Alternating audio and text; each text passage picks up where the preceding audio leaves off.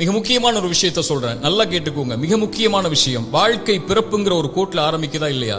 அந்த பிறப்புங்கிற கோட்ல ஆரம்பிச்ச மாதிரியே மறுபடியும் மரணம்ங்கிற அதே கோட்ல வந்து முடியும். பிறக்கும் போது எப்படி ஒண்ணும் இல்லாம வந்தானோ அது போல மரணிக்கும் போதும் ஒண்ணுமே இல்லாம எல்லாத்தையும் விட்டுட்டு போயிருவான். அவனுடைய செல்வம், சொத்து, குடும்பம், குழந்தை எல்லாத்தையும் விட்டுட்டு ஒண்ணும் இல்லாம பிறந்தது மாதிரியே போய் சேர்ந்துருவான். அப்ப எதுக்கு இந்த வாழ்க்கை, எதுக்கு இவ்வளவு பெரிய போராட்டம்னு கேட்கக்கூடியவங்களுக்கு இறை தூதர் இந்த 3 செயல்களை நீங்க உலகத்துல வாழும் போதே விதை போடுங்கன்னு சொன்னாங்க. அது பின்னால நீங்க அறுவடை செய்வீங்க, நீங்க மரணிச்சதற்கு பிறகும் உயிரோட வாழ்வீங்க அதன் காரணமான்னு சொன்னாங்க.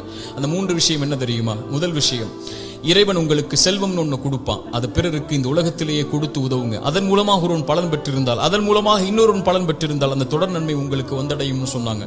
இரண்டாவது, இறைவன் உங்களுக்கு கல்வின்னு ஒண்ணு கற்றுக் கொடுப்பான். எதுவா இருந்தாலும் சரி, ஒரு எழுத்தா இருந்தாலும் சரி, அது பிறருக்கு பலன் பெற கற்றுக்கொடு. அதன் மூலமாக அவன் பலன் பெற்றிருந்தால், அதன் மூலமாக பலன் பெற்றிருந்தால் அந்த நன்மை வந்து சேரும்னாங்க.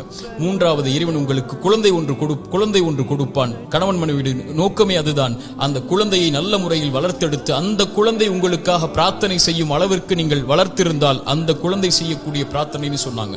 அப்படி நல்ல குழந்தைகளை இந்த பூமியில் இருந்து மரணிப்பதற்கு முன்னதாக வளர்த்தெடுப்பதுன்னு சொன்னாங்க. இந்த 3 விஷயத்தை யார் இந்த பூமியில் மரணிப்பதற்கு முன்னதாகவே உலகத்தில் விதை போடுவாரோ அவர் மரணித்ததற்கு பிறகும் அதை அறுவடை செய்து கொண்டு இந்த உலகத்தில் உயிர் வாழ்ந்து கொண்டே இருப்பார், இந்த உலகம் அழியும் வரைன்னு சொன்னாங்க.